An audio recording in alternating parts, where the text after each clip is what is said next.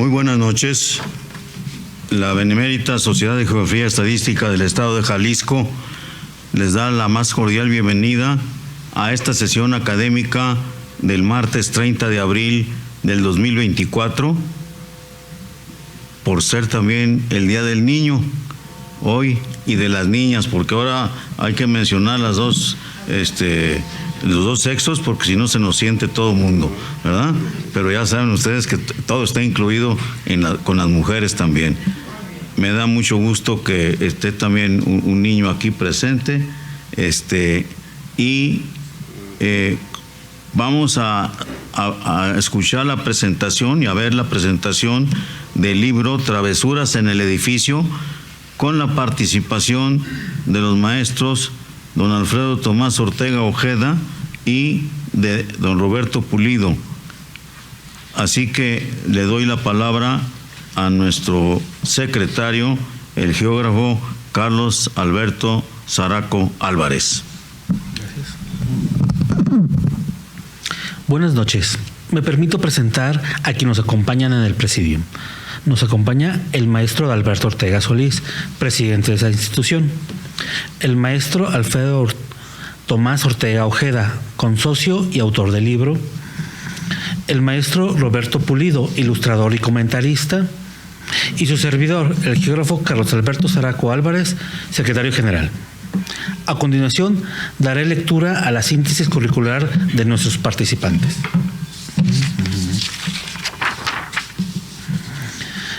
El maestro Alfredo Tomás Ortega nació en Cosamaloapan, Veracruz. Estudió biología y es profesor de la Universidad de Guadalajara. Escribe cuentos y ha publicado 9 libros, algunos en segunda edición. 2 de sus cuentos han ganado premios nacionales: El cumpleaños de la maniática pirómana, que está aquí afuera, y la campana del portón. Actualmente publica en las redes sociales una colección de microficciones tituladas Jirones.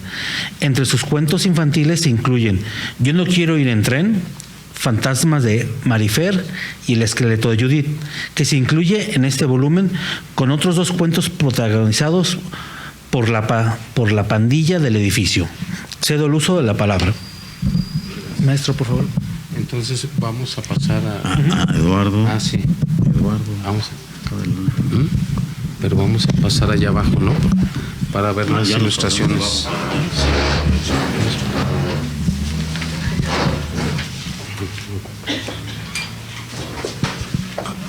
A ver, esto.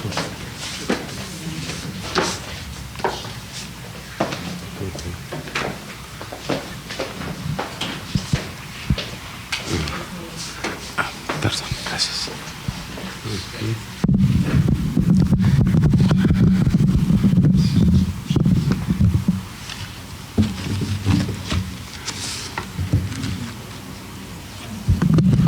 Muy buenas tardes, noches. Ahora con este verano anticipado, ¿verdad?, que nos cambian los horarios y todo. Quiero agradecer enormemente a nuestra querida Benemérita Sociedad de Geografía y Estadística del Estado de Jalisco, a su señor presidente, nuestro querido maestro Adalberto Ortega, su secretario Carlos Zaraco, a todos los consocios que me han hecho el honor de permitirme venir a compartir con ustedes estas travesuras en esta nuestra casa sede, lo cual considero un gran honor. Y bueno, les voy a compartir un pequeño texto y voy a ir pasando las imágenes de manera que de relatarles un poco de qué va en la historia de estas travesuras. Quiero iniciar diciendo que la maravillosa edición que logró reunir a los 3 cuentos de las travesuras en el edificio fue posible gracias a la visión y generosidad de la maestra Zairi Karp. Y por supuesto a las extraordinarias ilustraciones del maestro tapatío Roberto Pulido, que aquí nos acompaña, que creó un singular relato gráfico paralelo al texto que lo enriquece y que hace posible la magia. nunca terminaré de agradecer a ambos. Como escritor, puedo afirmar que pocos retos son tan grandes como el de escribir buena literatura infantil. Roald Dahl, el inspirado creador de inolvidables historias para niños como Matilda, Charlie y la fábrica de chocolates y Las brujas, solo por citar algunos, nos confiesa que, y cito a Roald Dahl, para mí, escribir el texto para un corto libro ilustrado para niños pequeños es la más difícil tarea de todas, más difícil que una novela, o un cuento, o un extenso libro para niños. Si tú encuentras difícil de creer esto, te sugiero que lo intentes por ti mismo. Y yo soy un testigo vivencial de la enorme verdad que encierran estas palabras, pues pocas cosas han sido tan difíciles para un hacedor de historias que lograr una que cautive a tan inteligente y exigente público. Y no hablo de libros para niños, que los hay por cientos, sino de literatura infantil. Para tratar de explicar los cuentos del edificio, tengo que empezar hablando de mi abuela paterna. Cuando por fin logró terminar su vida errante, doña Laura López Duarte, en ese entonces ya viuda de Ortega, se estableció en la antigua calle del Ciprés, en la porfiriana colonia Santa María la Ribera, en la Ciudad de México. Con 5 hijos a cuestas y un método de corte y confección de ropa desarrollado por ella misma por único patrimonio, doña Laura alquiló una antigua casona para albergar su naciente academia de corte.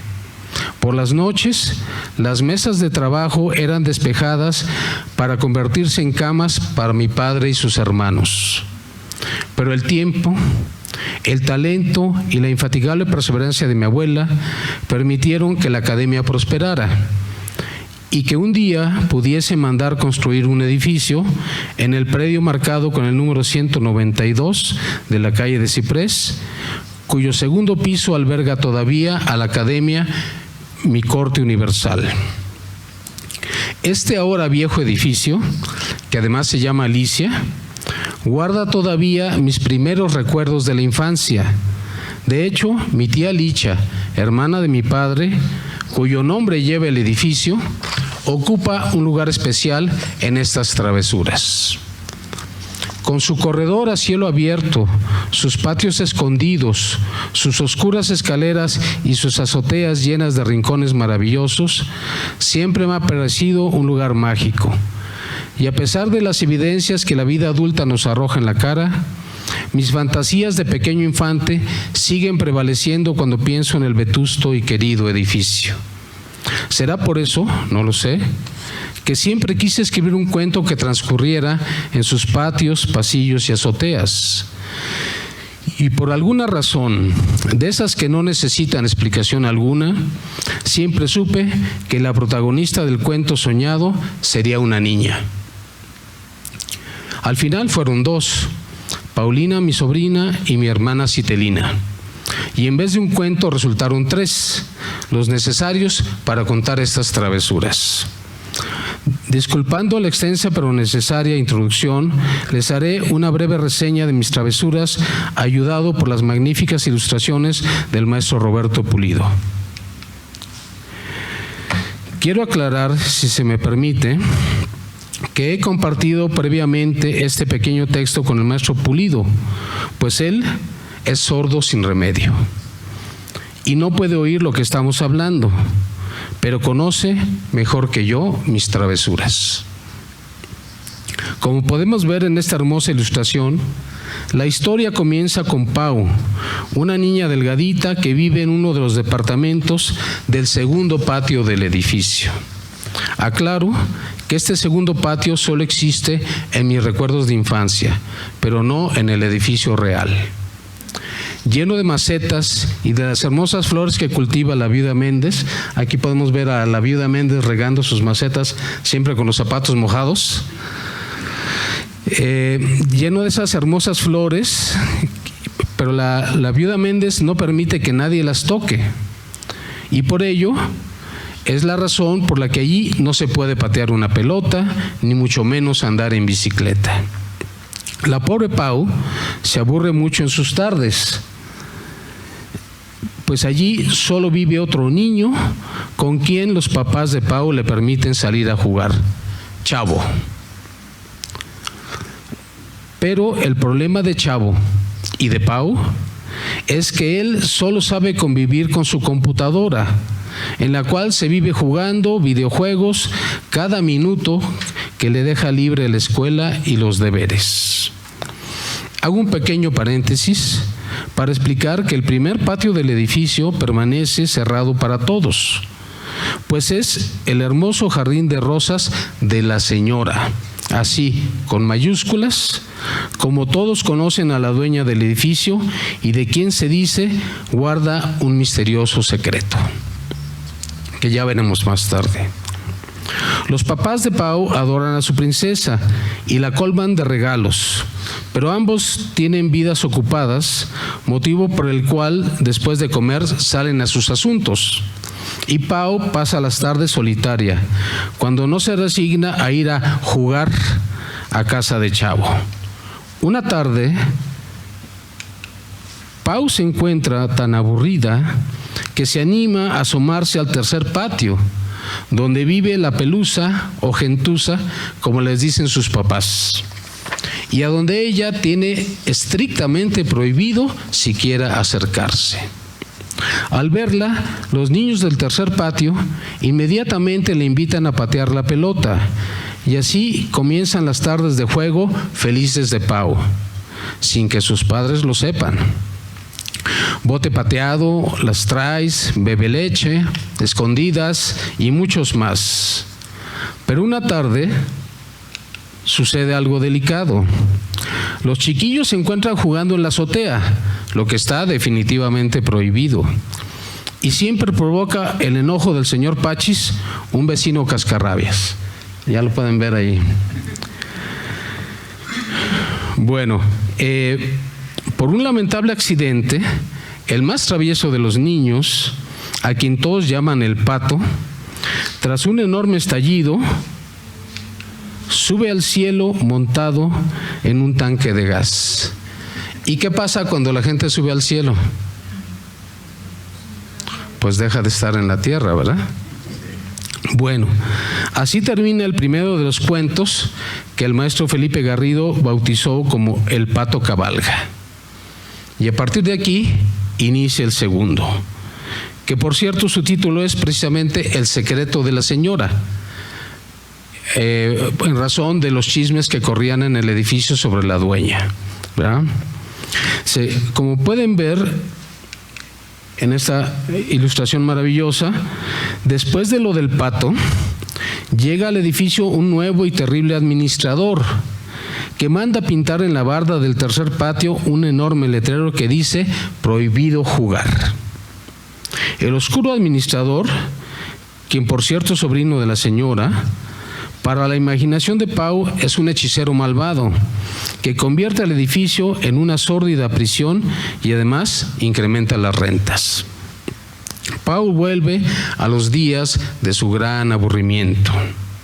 Una tarde que se encontraba en la habitación de Chavo, vean, observándolo, control en mano, matar una centena de monstruos del espacio por minuto, Pau escucha a alguien cantar y descubre que la ventana de la habitación de Chavo da justamente al prohibido jardín de rosas de la dueña del edificio. Llevada por su curiosidad, no solo abre la ventana para contemplar el hermoso jardín, sino que, intrigada por la voz anónima que canta una vieja y triste canción, Pau se toma el impensable atrevimiento de descolgarse de la ventana de Chavo y que está ocupado en vencer a sus terribles enemigos y ni siquiera se da cuenta. Atraída por la misteriosa voz, Pau se asoma a una puerta y descubre, sentada en una sala antigua, a una niña enorme, del tamaño de un adulto, que, sin sorprenderse de su aparición, la invita a sentarse junto a ella y le hace preguntas sencillas y extrañas. ¿Oyes, los guajolotes pican? No, dice Pau. Aquí debo confesar una trampa, pues los diálogos de Pau con la niña grande no son inventados. Son los que sostenía yo con mi tía Licha, que tenía un problema en su cabecita, y siempre tenía los mismos diálogos cada vez que íbamos a visitar a la abuela. Y yo me permití tomarlos para la historia, ¿no? Distraída con la charla, Pau no se da cuenta cuando a sus espaldas llega la señora y se pone a escucharla mientras platica con la niña. Pau se asusta al ser descubierta, pero inicia un atrevido diálogo con la dueña del edificio, cuyo resultado tendrá consecuencias que cambiarán el curso de la historia, al menos para los vecinos del edificio, comenzando con mandar borrar el horrible letrero de prohibido jugar, además de despachar al administrador, al hechicero, y entonces las carreras y los gritos de los niños vuelven a inundar las tardes del tercer patio y los vecinos le dan las gracias a Pau, que no sabe por qué, y así termina el segundo cuento, El secreto de la señora.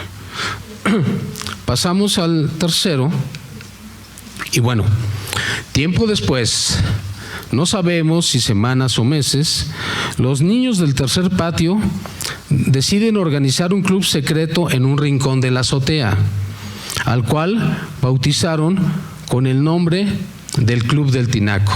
Imagínense por qué. Y cada niño trajo algo de su casa para adornarlo y hacerlo confortable: un cojín, una colcha, un banquito. Y aquí aparece cuando se les ocurrió hacer el club, y la palabra clave para entrar al club era la contraseña secreta era Eureka, ¿ya? Entonces llevaron cojines, colchas, banquitos de sus casas cada niño. Por ese entonces había llegado a vivir al edificio una niña nueva, pecosa, un poco rolliza y con una imaginación tan desbordada que frecuentemente la metía en problemas, como vamos a ver. Se llamaba Citelina y vivía con su papá. Aquí la historia da otra vuelta de tuerca con la aparición de un museo. Y no cualquier museo. El Museo de Ciencias era un enorme y antiguo edificio con columnas de piedra en la fachada, y muchos vecinos del barrio creían que era un templo. Pero no, en realidad sus amplias salas estaban llenas con esqueletos de dinosaurios, de tigres dientes de sable, cráneos gigantes de animales prehistóricos y una interminable colección de piedras antiguas y extrañas. Su sala principal lo ocupaba, como podemos ver, un gigantesco esqueleto de mamut, que era la atracción, así como nuestro museo regional aquí en Guadalajara, la atracción principal del museo. Y por casualidad, el museo estaba ubicado frente a la Alameda de Santa María y su kiosco central, su kiosco morisco famoso, y apenas a media cuadra del edificio Alicia. Y nadie lo sabía. Bueno, el tercer cuento se llama El esqueleto de Judy, y su nombre proviene de una elefanta llamada Judy, precisamente, que hace muchos años, imagínense, yo era un bebé cuando esto ocurrió de veras, una trágica noche escapó de la cercana estación del tren, de la de Buenavista, en México, y se extravió en las calles de la colonia Santa María. La historia terminó cuando Judy, asustada por los autos y la gente, enloquecida de miedo, se volvió un peligro para la multitud que la perseguía por las calles, porque todo el mundo salió a la calle a ver a la elefanta y empezaron a perseguirla, y más la asustaban y más se ponía incontrolable. Y lamentablemente tuvo que ser sacrificada por sus propios domadores, porque ya era un peligro para todos. La triste historia de Judy quedó registrada en los periódicos de la época, ustedes los pueden consultar, en la memoria de los abuelos y en el dibujo de una elefanta con el nombre de Judy en la gasolinera de la esquina, justo a un lado del museo. Y ese dato es importante, el dibujo de la elefanta Judy junto al museo.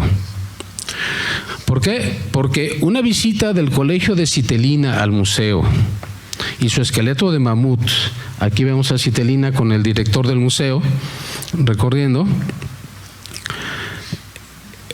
platicada la visita al museo con los miembros del Club del Tinaco, y a la cual se agregó por casualidad la historia de la elefanta Judy, que recordó Beto, uno de los miembros del club, que se le había contado su abuelito.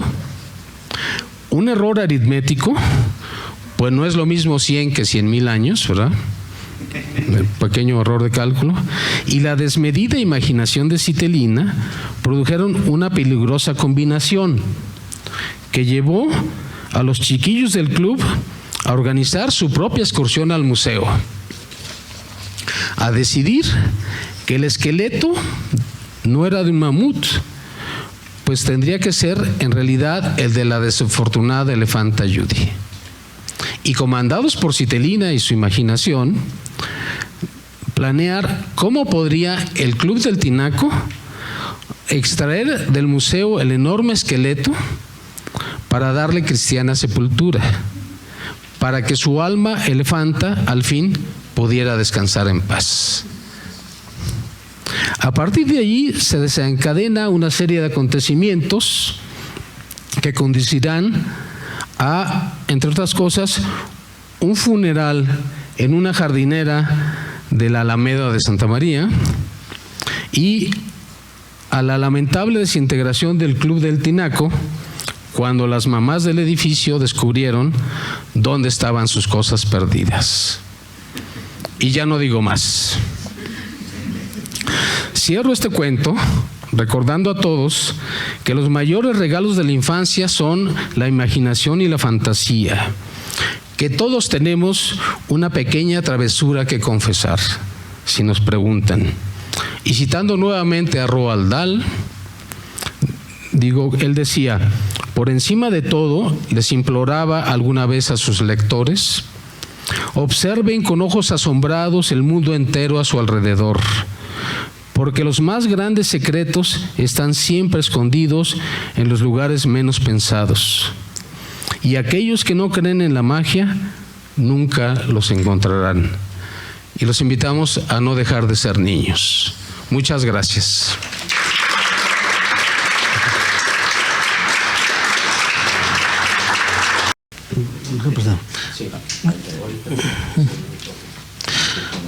Roberto Pulido nació en Guadalajara, Jalisco, en 1970. Es licenciado en Artes Visuales para la Expresión Plástica. Cuenta con más de 30 años de experiencia en la creación pictórica y gráfica, en la que ha realizado más de un centenar de exposiciones individuales y colectivas dentro de México, Estados Unidos, España y Brasil.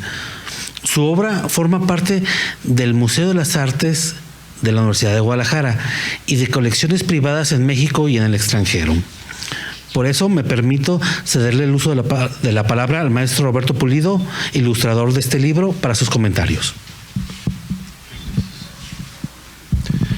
Hola, buenas noches.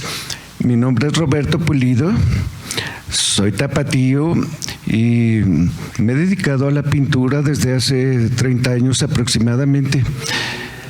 Es un gusto para mí estar aquí con ustedes y compartirles lo que ha significado para mí la experiencia de participar como ilustrador en este libro.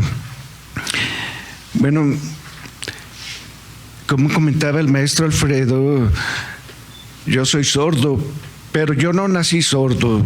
Yo perdí la audición hace como 15 años aproximadamente. Anteriormente yo encontraba mucha inspiración para mi trabajo pictórico en todas las artes, en la arquitectura, en el cine, en la danza. Regularmente cuando iba a trabajar en mi taller prendía música y bueno, perdí la audición, ahora no puedo escuchar música.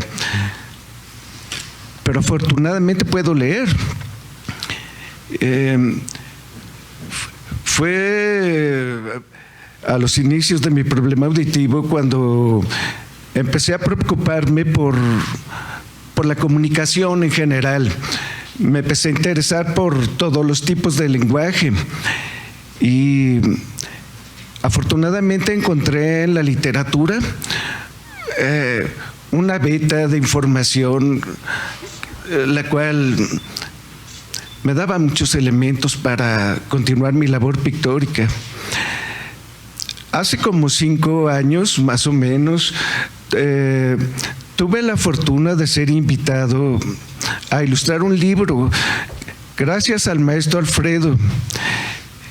Anteriormente yo nunca había ilustrado ningún libro y gracias a la invitación de Sairicar, de la editorial universitaria, pude conocer el trabajo del maestro Alfredo, quien depositó su confianza en mí para comenzar esta labor, lo cual significó un reto para mí porque yo no había hecho ilustración y es algo muy diferente a pintar como se hace regularmente. En el caso de la ilustración hay que atender el texto, hay que estar muy pendientes de todos los detalles del texto, digamos, para hacer un registro veraz de lo que la historia está contando. Ese fue el primer reto al cual me enfrenté, lo cual fue muy emocionante, pero para mi sorpresa, al adentrarme en las historias, encontré un mundo el cual me era muy significativo, porque a través de las historias se reavivaron mis recuerdos, mi memoria revivió. Yo mismo me sentí uno de los personajes que habitaban esas historias. Espero que cuando ustedes lean estos cuentos se sientan como yo, identificados con algunos de los personajes. Seguramente se van a identificar con alguno de los personajes o con alguna de las situaciones. Yo afortunadamente todavía viví esos tiempos en los que los niños nos divertíamos haciendo travesuras, corriendo por las azoteas, jugando por los patios. A veces las travesuras son solo formas creativas del juego, y creo que todos estos cuentos que nos comparte el maestro Alfredo, al final de cuentas, son un homenaje a la niñez y al juego.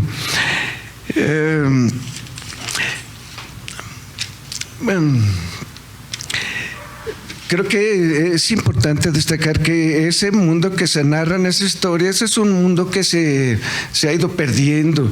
Ahora los niños pues están más interesados por los avances tecnológicos, por la tecnología, que por jugar con su imaginación y crear retos y hacer travesuras. Y creo que en este sentido este libro tiene un gran labor en el rescate de la memoria de unos tiempos que muchos de nosotros nos tocó vivir, y creo que tiene un gran valor histórico por ello. Aunque el maestro, según comentó, es un libro para niños, yo creo que es un libro tanto para niños como para grandes. Los niños se van a poder divertir mucho con estas aventuras, va a estallar su imaginación, pero como adultos también podemos ver una realidad que acontece, que son historias que como adultos podemos digamos, compenetrarnos con ellas. Por otro lado, quiero comentar que este libro también tiene mucho valor porque entre los textos sugiere un acercamiento a la ciencia en general. En los relatos hay alusiones a ciencias como pues la paleontología, la botánica, la biología. cuando yo me enfrenté a los textos, por ejemplo, en una imagen, el cuento narra diversos tipos de flores. Yo estaba atendiendo los diferentes nombres de las flores, pero no podía reconocer cuál era cuál. Entonces me vi obligado a investigar, a ver cuál es un crisantemo, cuál es una magnolia, y creo que fue un gran aprendizaje, y creo que todos los lectores de estas aventuras también se van a enfrentar a retos que invitan a la investigación científica. Entonces, sugiero que leamos este libro pues como adultos, pero que también recordemos el niño que fuimos y disfrutemos de las aventuras, nos adentremos en ellas. Quiero agradecer sobre todo al maestro Alfredo por darme esta posibilidad de expresarme a través de la ilustración. Fue muy gratificante a través de sus textos crear estas imágenes. Créanme que los textos sugieren la imagen, da un pie creativo que para mí como ilustrador, bueno, me permitió muchas posibilidades expresivas. Creo que este ejercicio es una forma de exaltar el lenguaje escrito principalmente, y la importancia de la palabra en la creación de imágenes. Bueno, si tienen alguna pregunta, el maestro Alfredo me las puede compartir por escrito, y pues quiero agradecer a esta noble institución por permitirnos estar aquí y presentar este libro. Gracias a todos ustedes por su atención.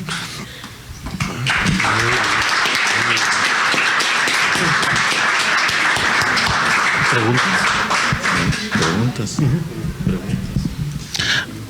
Abrimos un espacio por si hubiera alguna pregunta o comentario a los expositores.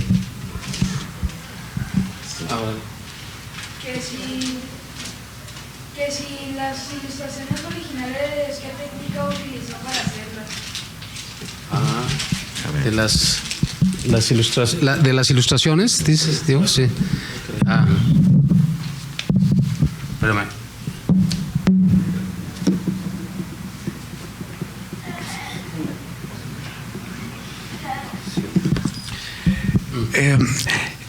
Todas estas ilustraciones fueron hechas con acuarela.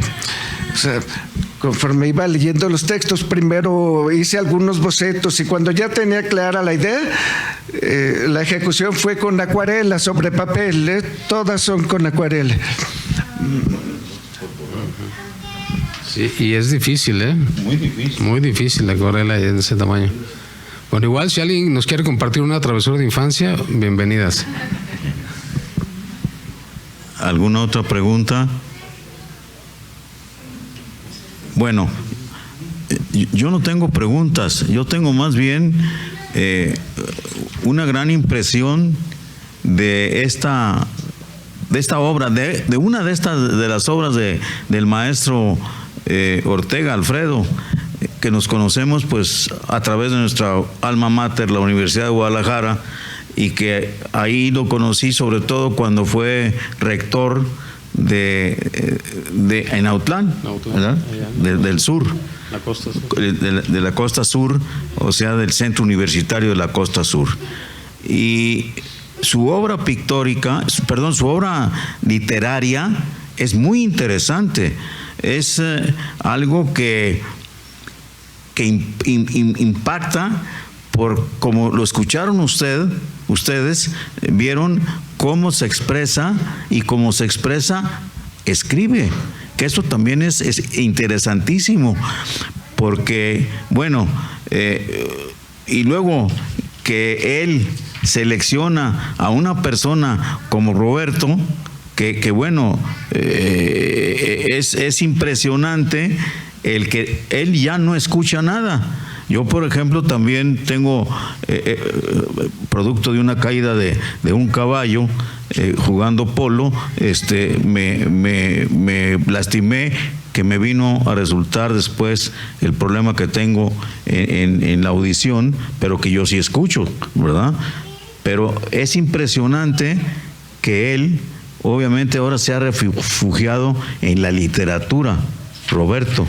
Y eso es también muy impresionante porque está plasmando lo que él lee, y sobre todo que resulta que es un pintor que hace acuarelas, y ustedes, los que conocen de pintura, saben que la acuarela no se puede modificar tal como va. Se pinta, ¿verdad? Eso es importantísimo, la acuarela. Por eso, pues es mayor mérito todavía el que haya él leído y luego plasmado en eso. Quiero confesarles algo. Hace unas semanas el maestro Alfredo me regaló este libro, y yo se lo entregué a la más chica de mis nietas. Ella tiene 10 años, pero el más grande de sus primos tiene 30, y la más grande de sus hermanas pues tiene 10 años más que ellas. O sea, ella es algo que para uno como abuelo pues es pero lo más impresionante es que a ella le encanta leer, y ya leyó el libro y estaba impresionada. Pero ahora se va a impresionar más. Desgraciadamente no puedo venir hoy, pero se va a impresionar más al platicarle yo tanto de don Alfredo, que yo ya le había platicado a ella, pero de Roberto, que va a ser muy impresionante, de que él lee esa literatura y la plasma. Y ustedes vieron los dibujos, claro que sí, son muy expresivos, y cómo toma el texto y lo plasma en la cosa objetiva. Eso verdaderamente, don Alfredo, y verdaderamente Roberto, que yo creo que está leyendo mis labios, quizás, pero yo los felicito. Esta es una gran obra, y hoy se presentó precisamente en el Día del Niño, ¿verdad? Y esa era la idea de él, por eso apartamos la fecha para el Día del Niño. Yo siento, independientemente de los reconocimientos que les vamos a dar en unos minutos, que esta labor de pensar en los niños y en que se adentren en la literatura, porque es literatura, obviamente, es una gran labor, don Alfredo. Lo felicito, como siempre.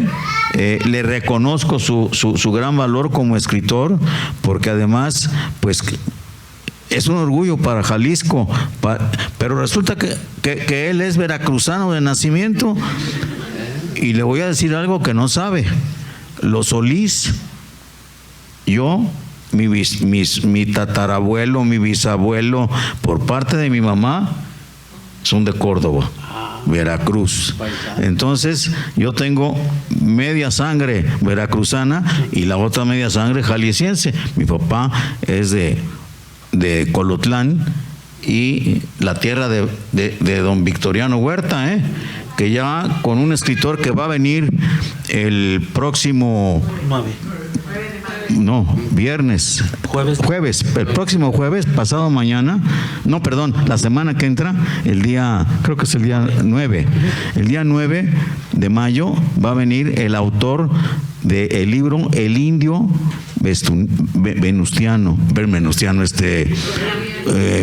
Victoriano, el Indio Victoriano, que ya leí, son 300, casi 400 y pico de páginas.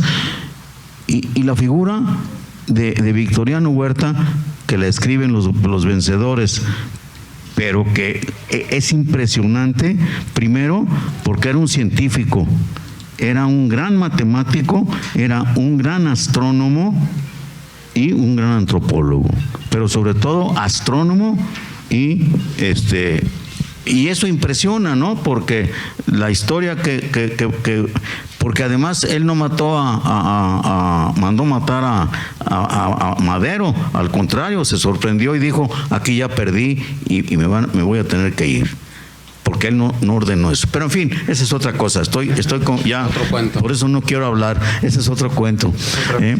Otra figura. Pero yo por eso quiero expresarle a mi estimado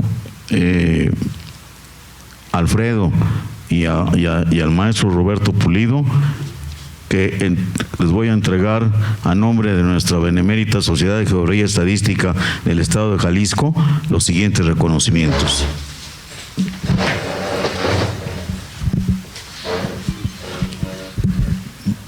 Voy a leer el de don Alfredo.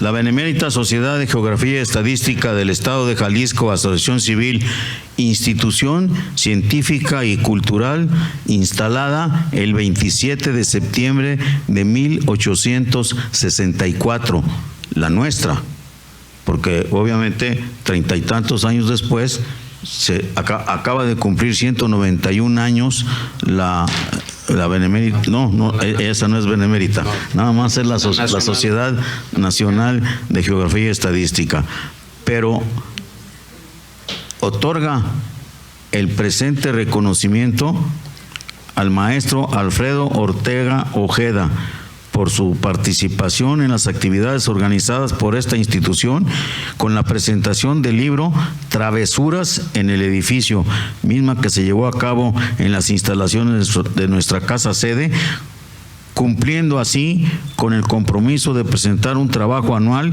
y con el objetivo fundamental de esta benemérita institución que desde su fundación ha sido el estudio y la divulgación de la ciencia y la cultura. Guadalajara, Jalisco, 30 de abril de 2024, y firman el geógrafo Carlos Alberto Zaraco Álvarez, secretario general, y su servidor, el maestro Adalberto Ortega Solís. Muchas gracias.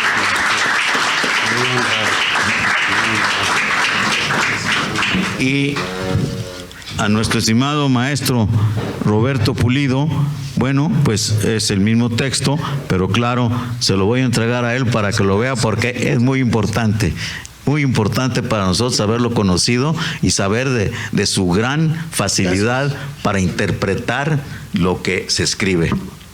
Claro, mucho gusto. Sí, gracias.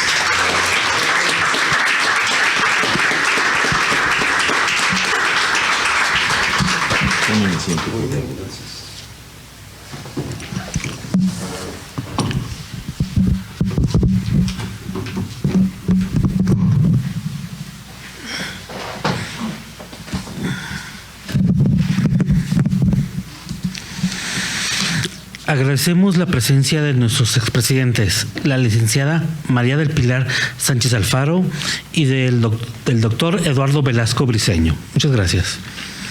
También agradecemos la presencia de los compañeros del capítulo Valles de Magdalena, El Arenal y Tequila. Asimismo, al capítulo Costa Sur desde Autlán, en especial al doctor Nabor Denis Domínguez, coordinador honorario vitalicio de dicho capítulo. De igual manera, a quien nos sigue vía remota desde la ciudad de Pachuca, Hidalgo. También agradecemos a todos los presentes y a quienes nos siguen por las redes sociales. Muchas gracias.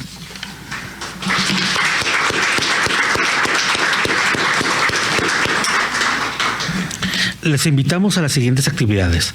El próximo sábado 4 de mayo a las 12 horas en Tequila, Jalisco, se llevará a cabo la toma de protesta del capítulo Valles y la conferencia Pan Tachihual, una tradición más de Jalisco, a cargo de nuestra consocia, la maestra Maru Toledo.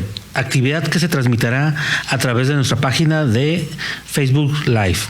El próximo martes 7 de mayo, en punto de las 20 horas, aquí en nuestra casa sede, se presentará la conferencia El arte y la cultura de Guatemala y Honduras, a cargo de nuestro presidente honorario vitalicio, el doctor Joaquín Moreno Villa. Y como ya lo mencionó el maestro Adalberto, el próximo jueves 9 de mayo, en punto de las 20 horas, dentro del marco de la Cátedra Latinoamericana Valentín Gómez Farías de esta institución, invita a la presencia del libro El Indio Victoriano, con nuestro invitado Gustavo Vázquez, autor del libro, y con los comentarios del maestro Samuel Gómez Luna Cortés, presidente de la cátedra. Para seguir conversando con nuestros participantes en este día, los invitamos al convivio que ofrecen en el salón adjunto, sin antes solicitarle al maestro Adalberto Ortega, presidente de esta institución, que realice la clausura de esta solemne sesión académica. Por favor.